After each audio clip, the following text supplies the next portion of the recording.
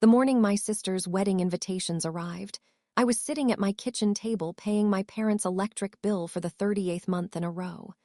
I remember staring at the amount, $112, and thinking nothing of it because by that point paying their bills felt as natural as breathing. I had been doing it so long I stopped counting. I stopped asking. I stopped expecting anything back. And then the invitation slid out of the envelope, thick cream cardstock with gold lettering, and right there below my sister Petra's name and her fiancé's name, it said, "Reception to be held at the family home." I set the card down very carefully. I looked at the return address. It was the address I had been mailing checks to for 6 years. The house I had quietly kept alive while everyone else moved on with their lives. And I understood in that moment that my name was nowhere on that invitation except in the guest list. Not in the thank you, not in the acknowledgement, not in any of the planning my mother had been talking about for 8 months. I was invited to watch. I had paid for the stage, and nobody in that house thought there was anything wrong with that picture at all. Before this story goes any further, I want to ask you something. If you had quietly held a family together for 6 years, paid the bills, skipped vacations, delayed your own dreams, and then watched someone else receive the reward like it was always theirs, what would you do? Would you keep your mouth shut to keep the peace? Would you speak up and risk being called difficult? Or would you finally let the truth do the work you were too tired to do yourself? Stay with Lousia. Because this story gets so much heavier before it gets lighter, and the ending is not what anyone in that family expected. My name is Lousia, and I want to be honest with you from the beginning. I am not going to tell you I was a perfect daughter. I am not going to pretend I never made mistakes or that every choice I made was noble and selfless and wise. What I am going to tell you is the truth, as plainly as I know how to say it, about a family that taught me what love looks like on the outside while slowly teaching me what it actually costs on the inside. I grew up in a house that felt full. My parents, my younger sister Petra, and me, in a 3-bedroom home in a mid-sized city where everyone knew everyone and family reputation mattered more than most people admitted. My father worked in facilities management for a school district. My mother worked part-time at a dental office for a few years and then stopped when Petra was born because childcare cost more than her paycheck. We were not poor, but we were careful. My parents clipped coupons. We did not go out to dinner often. Vacations meant driving 3 hours to my grandmother's house, not flying anywhere. That was the world I grew up in, and I did not resent it. It was honest. It was ours. What I did notice, even as a child, was how differently Petra and I were treated. Not cruelly. Nothing obvious enough to name out loud, but real enough that I felt it in small, consistent ways. When Petra needed new shoes for school, they were bought immediately. When I needed them, there was a conversation first about whether my current ones could last another few weeks. When Petra cried, the room shifted to her. When I was upset about something, I was reminded, gently but clearly, that I was the older one and I needed to be strong. I internalized that message so completely that by the time I was 12, I had stopped showing my parents when I was hurting. I just handled things. I became the daughter who handled things. That identity followed me into high school and into college. I worked part-time through my entire undergraduate degree. Not because my parents demanded it, but because I had watched the household finances closely enough to know they were fragile, and I did not want to be an extra weight. I chose a practical major, accounting, even though what I actually loved was environmental design. I told myself it was a smart decision, and it was, in the financial sense. I graduated, found a job at a mid-size firm, and within 3 years I was earning a salary I was genuinely proud of. Petra, 4 years younger, took a different path. She studied fine arts, which was a beautiful thing to study and which my parents fully supported with zero friction. They helped her with tuition supplements. They covered her housing when she moved to a larger city to pursue a creative career. They were proud of her in a way that was warm and vocal and visible. I was proud of her too. Truly. Petra is genuinely talented, and I do not say any of this to diminish her. I say it because the contrast matters for what came later. The shift happened when I was 27. My father had a heart event. Not a full heart attack, but serious enough to require surgery, a significant recovery period, and a permanent adjustment to his workload. He took early retirement. My mother, who had not worked full-time in years, struggled to cover what his income had been covering. They did not ask me for help directly. They did not have to. I had been watching their finances long enough to know what was happening, and I stepped in because stepping in was what I did, what I had always done. I started by covering their car insurance, then the electric bill, then the water. Then I began covering their monthly mortgage payment when it became clear my father's pension alone was not enough. I told myself it was temporary. I told myself that once my father's health stabilized and my mother found steadier work, the load would redistribute. I kept telling myself that for 6 years. Let me be precise about what 6 years looked like in actual dollars. The mortgage was $840 a month. Utilities averaged about $300 a month across all accounts. Groceries, which I helped with whenever I visited and often through grocery delivery orders placed from my apartment, ran another $200 to $250 monthly. There were medical copays, prescription costs, one car repair that cost over $2,000 that I covered outright, and 2 separate home repair situations, a plumbing emergency and a roof section that needed patching, that I paid for in full because there was no other option. Over 6 years, the conservative total of what I contributed to keeping that house running and those 2 people comfortable was somewhere between $68,000 and $75,000. I did not keep a perfect record at first. That was a mistake I did not understand I was making until much later. I want you to understand what $68,000 meant to me personally. It meant I did not pay off my student loans as quickly as I had planned. It meant the down payment fund I had been building for my own apartment sat mostly untouched for years. It meant I did not take a vacation longer than 3 days in 6 years. It meant I watched friends buy homes, start businesses, travel, and invest while I quietly sent money to a house with my parents' name on it. I did not talk about this. I did not post about it. I did not bring it up at family dinners. Because the moment you start making your sacrifice visible in my family, you become the problem. You become the one making things uncomfortable. And I had been trained from childhood to be the one who does not make things uncomfortable. Petra, during these 6 years, did not contribute to the household financially. She was building her career. She was traveling for art shows. She was living her life in another city with a boyfriend named Garrett who she had been dating for 4 years and who everyone in the family adored. Petra came home for holidays.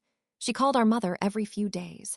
She was present in the warm, visible ways that families photograph and remember. I was present in the invisible ways that keep the lights on. I told myself this was fine. I told myself we were just different kinds of daughters doing different things.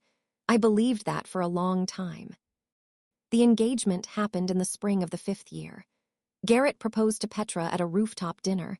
There were photos. There were flowers. There was a video that got shared in the family group chat with approximately 47 heart emojis from various relatives. I sent Petra a long, genuine message that night telling her how happy I was for her. Because I was. She called me 2 days later, and we talked for an hour about the ring and the proposal and how nervous Garrett had been, and I listened with real joy in my heart. This was my sister. I loved her. What I did not know was that the wedding planning conversation had already started happening without me. Not just without me being consulted, but with me as a specific blind spot in the planning. My mother had been talking to Petra about having the reception at the family home for months. They had walked the backyard together. They had talked about tent rentals and fairy lights and catering capacity. They had made a list of what needed to be repaired and refreshed in the house before the wedding. None of this was brought to me as a conversation, not even as a mention. It was just happening, and I was assumed to be a guest. I found out about the home reception plan not from my mother or Petra, but from my Aunt Cecile, who called me one afternoon to say she was so excited about the backyard wedding, and wasn't it lovely that the family home would be used? I said yes, lovely, and hung up and sat with that for a while. I had been paying the mortgage on that family home for 5 years at that point. I had paid for the plumbing repair that kept that backyard from flooding. I had paid for the roof patch on the north side of the house.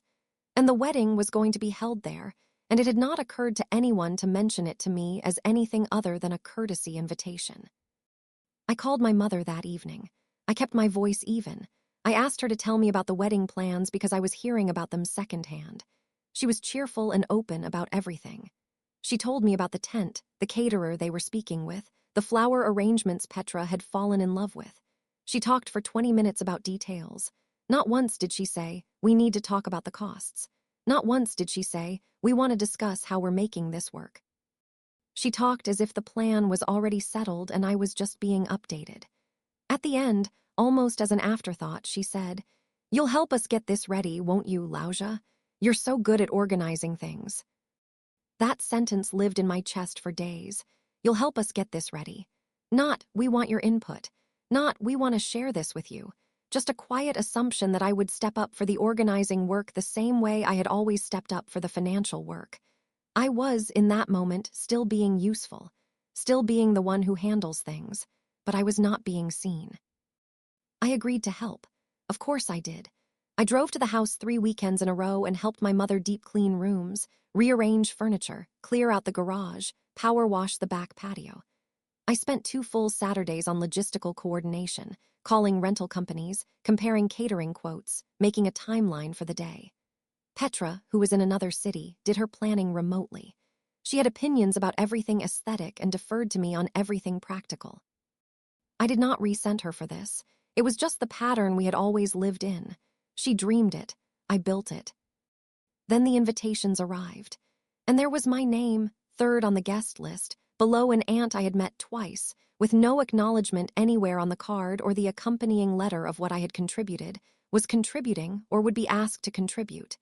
Just a date, a time, and a dress code. Formal, the card said, as if it were someone else's house entirely. I want to stop here and tell you something important about who I was at this moment in the story, because I think it matters.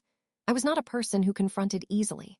I had spent my entire life learning to absorb discomfort and keep moving. I had watched conflict in my family resolve itself in one specific way. The person who pushed back was labeled dramatic, and the person who stayed quiet was labeled mature. I had been chasing the label of mature my entire life. And chasing that label had cost me something I could not quite name yet, but I was starting to feel the shape of it. It was around this same time that I had my first real conversation with Marcus. Marcus was a colleague at my firm, a senior analyst who had joined our team 8 months earlier. We had developed the kind of friendship that builds slowly over lunch breaks and late project nights, the kind where you eventually start saying things you would not normally say out loud. One evening after a long deadline push, we were the last 2 in the office and I mentioned, briefly and carefully, that I was helping coordinate a family wedding. He asked questions, the way he always did, and somewhere in the answers I said more than I planned to. I told him about the bills, about the mortgage, about the years of it, about the invitation that arrived without my name in the right place. Marcus did not immediately say the thing I expected, which was either that I should confront them or that I should let it go. Instead, he said, "Do you know if you have any legal standing here? You've been paying a mortgage on property you don't own. That's a conversation worth having with someone who understands property law." I laughed it off in that moment. I said it was family, not business. He looked at me steadily and said, "Those 2 things can be the same thing without anyone meaning for them to be." I did not act on what he said right away, but I started thinking, and I started quietly to gather records, not with any specific plan, more because his words had opened a door in my mind that had been locked for years, and once it was open, I could not pretend I had not seen what was behind it. I went back through 6 years of bank statements. I printed transfers, payment confirmations, check records. I organized them by month and category in a spreadsheet that took me 4 evenings to complete. When I finished and looked at the total column, I sat very still for a long time. The number was real. The number was large, and the number had no corresponding name anywhere on the deed of the family home. The wedding was 3 months away at this point. I was still helping with preparations. I was still paying the monthly bills on the house. I was also quietly educating myself through online resources, through a 1-hour consultation with a property law attorney, and through 2 long conversations with Marcus about what my financial contributions might mean legally and what options existed if I CH. Oaths to exercise them. I was not planning to destroy anything. I was just learning what I had not known to ask before. The consultation with the attorney, a calm woman named Dr. Yolanda, who who specialized in family property disputes, was one of the most clarifying hours of my adult life. She reviewed the documentation I had brought and explained several things to me clearly. She said that in many jurisdictions, consistent financial contributions to a mortgage could be grounds for claiming an equitable interest in a property, depending on circumstances and documentation. She said my documentation was unusually thorough for a non-legal context. She said if I had wanted to pursue a formal claim, I had something to work with. She also said that the emotional and relational cost of such a process was significant and that I should think carefully about what outcome I actually wanted. I thanked her and paid for the consultation out of my own pocket and drove home feeling both more powerful and more sad than I had in years. What I wanted, that was the question I kept turning over. I did not want money back exactly. Money was not the wound. The wound was that I had been essential and invisible at the same time for 6 years. The wound was that my contributions were received as obligations and never once named as gifts. The wound was that a wedding was going to happen in a house I had kept alive, and the people planning it had not once stopped to say, "Lousia, this is partly yours too. Thank you." I still went to the planning meetings. I still answered the calls. I still drove to the house. And I watched, with new eyes, how my family moved around me. My mother would ask me to handle the caterer, then call Petra with updates about the caterer without looping me in. My father would mention how beautiful the house was going to look for the wedding, as if the house's survival these past years had been purely the result of good fortune. Petra would text me with aesthetic questions and then credit our mother in group chats for the logistics I had managed. I was the engine. I was completely hidden. 6 weeks before the wedding, something happened that changed everything. My cousin Raina, who was close to Petra, called me on a Sunday morning in a voice that told me she was not calling for casual reasons. Raina was not a dramatic person. She was measured and careful with words. She said she needed to tell me something and she hoped I would not be upset with her for saying it. I told her to say it. She told me that 2 weeks earlier, at a family dinner I had not been invited to because it was presented as a small, immediate family gathering, my parents had signed paperwork transferring the deed of the family home into Petra's name. The transfer was framed as a wedding gift. It was done quietly, through a notary my father had used for years, and it had already been recorded with the county. Raina had found out accidentally when she overheard my mother telling another aunt. She had been sitting with the information for 2 weeks, unsure what to do. She said she finally decided I deserved to know. I thanked her. I kept my voice steady. I said I appreciated her telling me. I hung up. And then I sat in my car in my apartment parking lot for 45 minutes without moving. 6 years, $68,000 minimum. The plumbing, the roof, the mortgage month after month after month, and the house had been gifted, not discussed, not divided, not acknowledged, gifted, to Petra, as a wedding present, as if it were something they simply had to give, as if it had simply existed without anyone sustaining it. I need to be careful here about what I felt in that parking lot, because I want to be honest about it. I was not just angry. Anger would have been simpler. What I felt was a kind of grief. The grief of realizing that the story I had told myself about my family, that they were imperfect but they saw me, that they took me for granted sometimes but they knew what I had done, that story was not true. They had not been taking me for granted temporarily while they figured out how to acknowledge me. They had simply never intended to acknowledge me.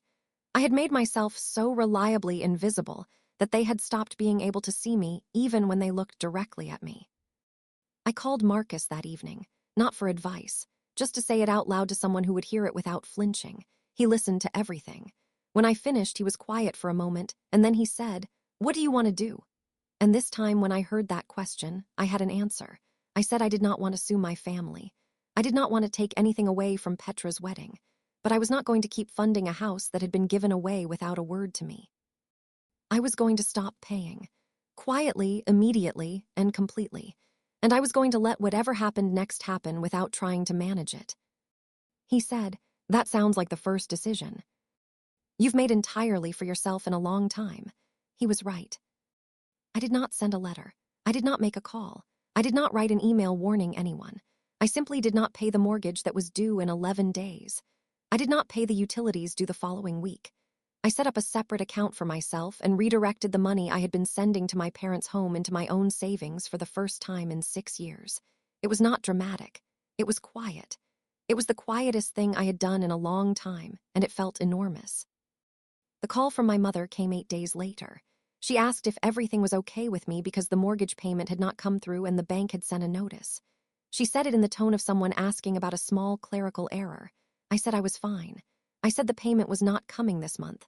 She paused. She said, "What do you mean?" I said, "I mean I won't be paying the mortgage this month." Another pause, longer this time. She said, "Lousia, the payment is due. Are you having financial trouble?" And I heard it in that question, the full shape of what she believed. She believed I paid because I had to, because I was contributing to a family system, because it was my role. It had never occurred to her that I paid because I chose to and that I could unchoose at any time. I said very calmly, "I found out about the deed transfer, Mom." The silence that followed that sentence was different from the pauses before it. It was a specific silence.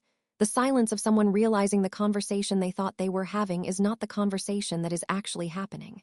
She said, "Who told you?" Not, "I'm sorry we didn't tell you." Not, "Let me explain." The first response was about containment. "Who told you? Where did the leak happen?" I said that didn't matter. I said what mattered was that I had been paying the mortgage on a house that had now been deeded to someone else, and that I would not be continuing to do that. She said we needed to talk about this. I said yes, we did. She came to my apartment 3 days later. My father came with her. They sat across from me on my couch, and I served them tea, and we all pretended for approximately 90 seconds that this was a normal visit.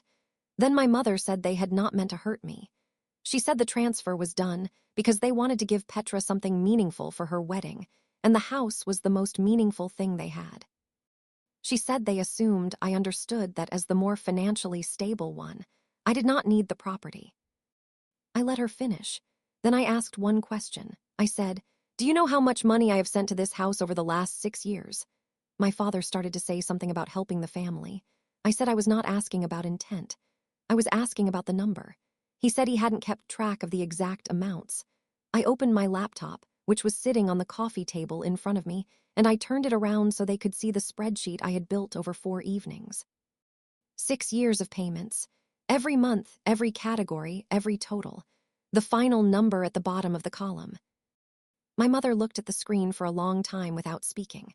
My father leaned forward and looked and then leaned back. He rubbed his face with both hands. Neither of them said it was wrong. Neither of them said the number was inaccurate. They recognized it because on some level they had always known, even if they had never added it up and let it exist as a real number with real weight. My mother said, "You did all of that because you wanted to help. We thought you wanted to help."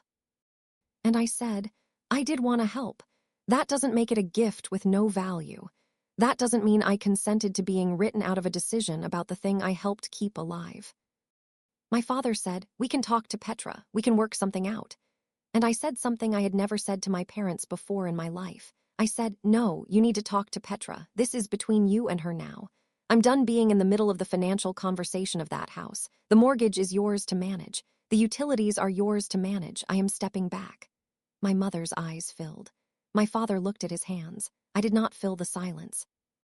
I had spent 33 years filling silences in that family, and I did not fill this one. They left after another hour of conversation that went in circles. My mother alternated between genuine emotion and strategic emotion in a way I had learned to distinguish after 30 years of observation. The genuine emotion was when she sat quietly after something landed on her. The strategic emotion was when she said things like, "I just hope this doesn't ruin the wedding." The wedding concern arrived multiple times. I noted each time it arrived. The wedding was 5 weeks away.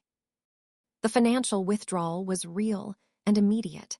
The two things were connected in my mother's mind in a very specific way, and that connection told me everything I needed to know about where her priorities actually lived.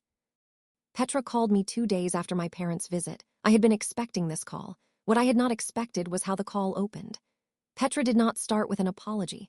She started by saying she had heard I was upset and she wanted to understand. That word, upset, was interesting. Not hurt, not blindsided, not betrayed. Upset, as if I had a temperature that needed to be managed. I told her I was not upset. I told her I was clear. Those are different things. She said she understood my feelings, but she needed to explain the deed thing from her perspective. I said okay. I listened to her explain. Her explanation was this. Our parents had offered the house as a wedding gift. She had not asked for it. She had not known about the years of my payments in their full financial detail, only that I helped out sometimes. She said she assumed if there were issues with the house arrangement, our parents would have sorted that out on their end before making the offer. She said she hoped I knew she valued me. She said she hoped this would not come between us. It was a careful speech. I had listened to enough careful speeches in my family to recognize the structure. Every sentence protected Petra's innocence and redirected accountability elsewhere. Our parents should have handled it. She didn't have full information. She assumed everything was fine. None of it was false, technically, and none of it was the whole truth. The whole truth was that Petra had walked into a house she had never financially supported, accepted its deed as a gift, and had not once in the planning of her wedding thought to ask, out loud, what Lousia's role in this house has been. She had not asked because asking might complicate things, and Petra was someone who did not like complications in her happiness.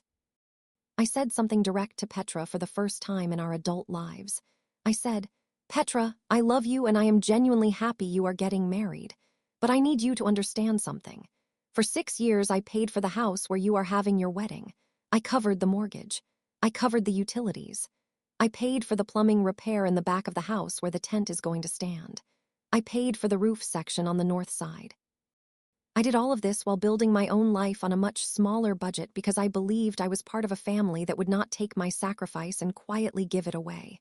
That is what happened, and I need you to not minimize it by calling it me being upset. There was a long silence. Then Petra said, I didn't know it was that much. And I said, I know you didn't know, but now you do. The conversation ended carefully. Petra said she needed time to think. I said I understood. We said goodbye without the usual warmth, not coldly, but with a distance that was new between us. I sat after that call with the strange feeling that I had finally taken up the space I had been shrinking out of my whole life. It was uncomfortable. It was also the first time in years that I felt like myself. The wedding was now 4 weeks away. The practical reality of the situation was becoming visible to my parents in the way that practical realities always do when no one is managing them from the background. The mortgage payment they had missed while I waited for them to handle it had accumulated a late fee. The utility companies sent notices. My mother called twice about the electric bill and once about the gas. Each time, I was polite. Each time, I did not offer to fix it. I told her the account information she needed. I told her the phone number for the mortgage company's payment line. I was helpful in exactly the way a non-financially responsible party is helpful, with information and zero action. My Aunt Cecile called during this period to tell me that the family was talking and that several relatives were worried about the wedding being affected by what she called the situation with Lousia. I noticed the phrasing. It was not the situation with the house or the situation with the money. It was the situation with Lousia. I had become the problem. The $68,000, the 6 years, the deed transfer done without a word to me, all of that had been compressed into a problem that was my name. I thanked Aunt Cecile for calling and told her I hoped the wedding would be beautiful. Marcus brought me lunch one afternoon during this period, and we sat outside and he asked how I was holding up. I told him honestly. I said I was fine in the day-to-day sense and periodically blindsided at odd moments by a sadness I could not fully describe. He said that sounded accurate. He said grief about family is strange because you are grieving people who are still alive, still calling, still using your name, just not seeing you the way you needed to be seen. I looked at him for a moment and said, that is exactly what it is. He said, you'll figure what comes after grief. You're already most of the way through the hard part. I did not have a response for that. I just sat with it. 3 weeks before the wedding, Petra flew home for a final walkthrough of the venue preparation. She called me and asked if I wanted to meet for coffee while she was in town. I said yes. We met at a small place near my office and we sat across from each other, and there was something different in her face that I had not seen before. She looked tired and a little uncertain, which were not her usual expressions. Petra had always moved through the world with a particular kind of confidence that came from being the person everyone loved easily. This was the first time I had seen her look like she was working to hold something together. She said she had talked to Garrett about everything. She said Garrett thought they should return the house. I was genuinely surprised by that. I had not expected Garrett to be the one who said that out loud. Petra said Garrett had said he was uncomfortable starting their marriage in a house that had been taken away from someone who had bled for it. His words. She said he was right and she knew he was right and she was sorry. Not a strategic sorry. A tired, real sorry. She said she had not understood the size of what I had done, and that understanding it now made her feel ashamed. She said she did not want a marriage that started with her sister feeling used. I looked at her for a long time. I thought about what I wanted to say, and I said something I had not planned to say. I said, "Petra, I don't want the house returned. I never wanted the house. What I wanted was to be seen. What I wanted was for someone in this family to stop assuming my giving was infinite and automatic and to actually look at what it cost me and say thank you. That's it. That's all. I didn't need a legal remedy. I needed to not be invisible." Her eyes filled. She reached across the table and took my hand. She said, "Thank you, Lousia. I should have said that years ago. All of us should have." And I let myself cry a little, which was something I had not done in front of my sister in a very long time. We talked for another 2 hours. We talked about things we had not talked about since we were young. She told me she had always known I was the responsible one, but had understood it as a personality trait, not a burden placed on me. She said she had absorbed our parents' framing, that I was strong and handled things, without questioning what it meant that she got to be soft and free while I got to be capable and needed. She said she was sorry she had not questioned it sooner. I said I accepted that. I meant it. The conversation with Petra did not fix everything between us. It started a repair. That is a different thing and a more honest thing. We both understood that. We left the coffee shop as sisters who had said the truth out loud for the first time, and that mattered. Now there was still the matter of my parents. The coffee with Petra had softened some of what I was carrying, but my parents had not had that conversation with me. My mother had cried at my apartment. My father had rubbed his face. But neither of them had said what Petra had said. Neither of them had named what they had done. They had expressed distress at the consequences without fully naming the cause. There is a difference between being upset that a situation is difficult and being honest that you created the situation. My parents were in the first category, and I needed to see if they were capable of the second. I invited them for dinner at my apartment 2 weeks before the wedding. I cooked, because I am someone who cooks when I am nervous and doing something with my hands helps me think. I made a simple meal, nothing elaborate, and we sat down and I said I wanted to have an honest conversation before the wedding. My mother said, of course. My father said, of course. They were prepared to be apologetic in a general way. I was not asking for a general apology. I said I wanted to walk through it clearly. I said I had started contributing to the household when I was 27 because Dad had a health event and the household needed support. I said I had done it because I loved them and because it was the right thing and because I had the means. I said I had done it for 6 years. I said in that time, there had not been one conversation about what this would mean long term. Not one conversation about whether my contributions created any stake in the property. Not one conversation about the deed when they decided to transfer it. I laid it out, not angrily, just clearly, the way you describe a series of events that actually happened. My father said, "We thought of it as family helping family." I said I understood that. I said the problem was that family helping family was supposed to go in all directions, and what had actually happened was one direction only, for 6 years, and then a decision that affected me. Reckley had been made entirely without me. He did not have an answer to that. He looked at the table. My mother said, "We didn't think about how it looked from your side." And that sentence, more than any other in that conversation, told me where the gap was. They had not thought about how it looked from my side. Not how it was from my side, how it looked. They were still in the territory of image and perception rather than reality. I said, "Mom, it's not how it looked, it's what it was. I paid for a house for 6 years and the house was given away without a word to me. That's not a perception." That's what happened. She looked down, she nodded slowly. My father said something then that surprised me. He said, "Lousia, I think we let ourselves believe you were okay because you never told us you weren't. And we should have asked. We should have asked more than once." It was not everything. It was not the full accounting. but it was real. It was the first time in that conversation that my father moved from explanation into something that actually touched me. I said, "Yes, you should have. And going forward, you're going to need to ask more, because I'm not going to absorb everything quietly anymore." He said he understood. The wedding happened. I attended. I wore a deep green dress that I had bought for myself specifically because I liked it and not because someone told me to. I sat at a table with Raina and two other cousins, and I watched my sister walk toward Garrett under fairy lights in the backyard of a house that was now legally hers and once was financially mine, and I felt a complex mixture of emotions that I will not reduce to a simple word. I was glad she was happy.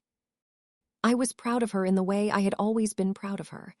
I was also present in a different way than I had ever been at a family event, not managing it, not holding it up, just attending it as a guest, as a sister, as myself.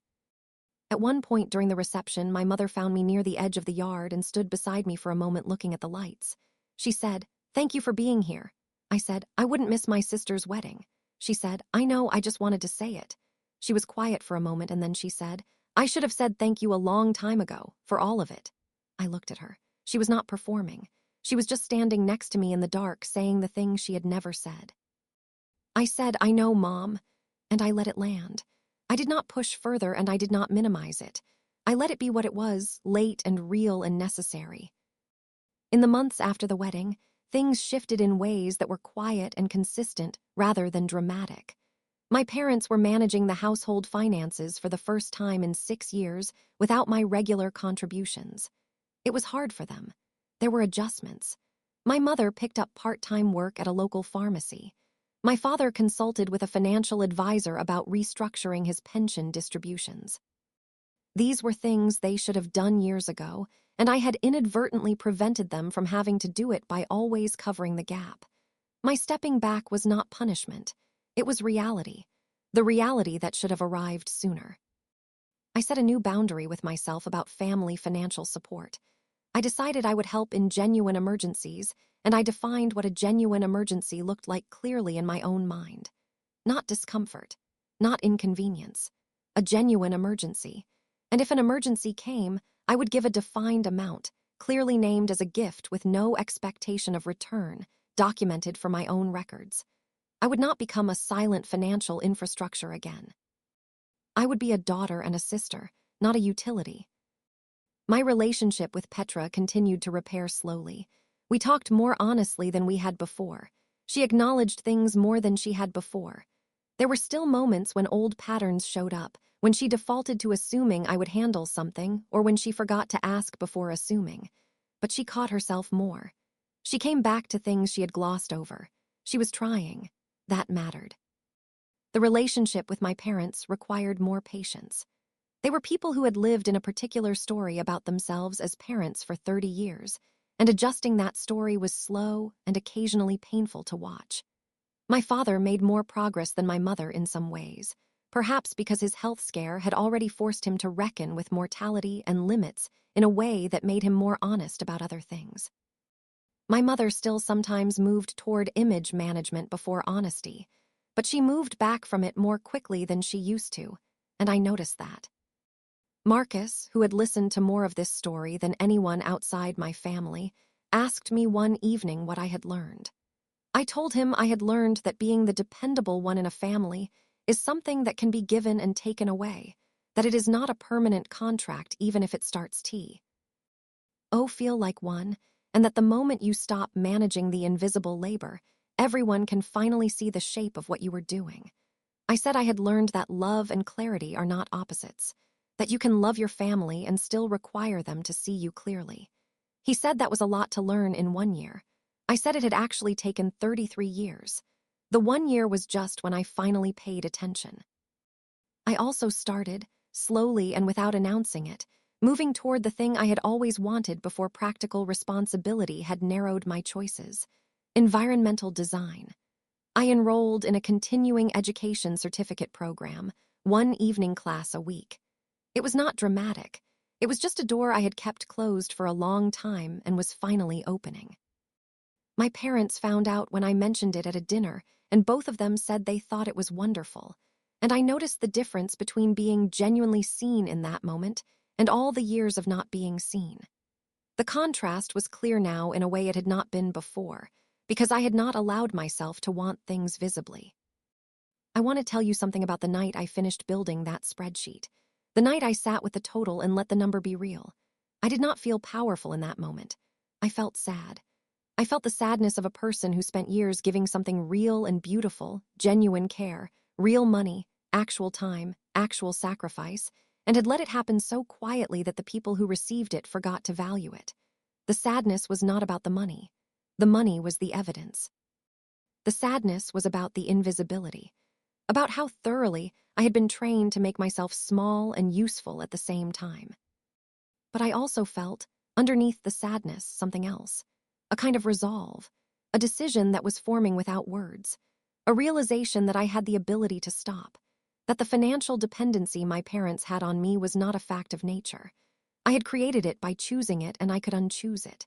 That realization, quiet and significant and all mine, was the beginning of what I think of now as my actual adult life. Everything before it, the years of quietly paying and never asking for acknowledgement, had been a very long preamble. I am not angry at my parents now. I want to be clear about that, because I think there is a version of this story where the ending is about anger, and that is not the story I lived. What I am is clear. Clear in a way I had not been before. Clear about what I will do and what I will not do. Clear about what I require from people who call themselves my family. Clear about the difference between love and usefulness, and about the fact that I am not the same as a utility, no matter how many years I made it easy for people to treat me like one. I am also not telling you this story as a cautionary tale about generosity. Generosity is a beautiful thing. I do not regret the years of care I gave my family. I regret that I gave it in a way that hid it from everyone, including sometimes myself. I regret that I made myself so frictionless that no one had to think about what I was carrying. The lesson is not to stop being generous. The lesson is to be generous in ways that are visible, named, and chosen, not automatic, assumed, and invisible. There is one more thing I want to say, and it is about Raina, the cousin who called me that Sunday morning and told me what she had heard. She did not have to do that. She sat with difficult information for 2 weeks and then decided that telling the truth to the right person mattered more than keeping the peace at a family dinner. That is not a small thing. I called her after the wedding and told her that. I told her that her call had changed everything and that I was grateful for it. She said she had worried I would be angry at her for being the one to say it. I told her she was exactly the person I needed her to be in that moment. We still talk every couple of weeks. Some relationships in a family grow deeper while others are adjusting, and that is okay. My name is Lousia, and this is my story, not the version where I win and they lose, because life is not a game where those are the only options.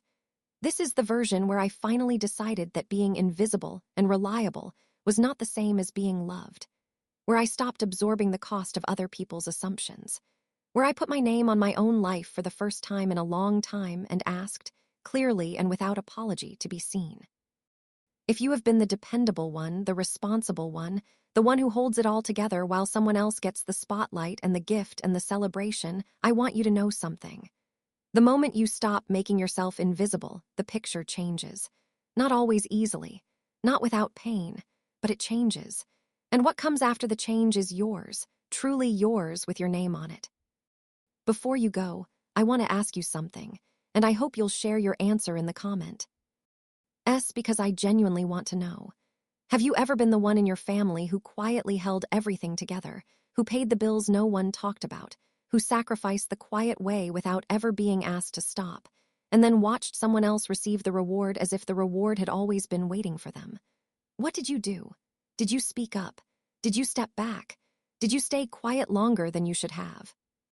Leave your answer below, because Lousia's story is not unique, and the more honestly we talk about it, the less alone any of us have to feel.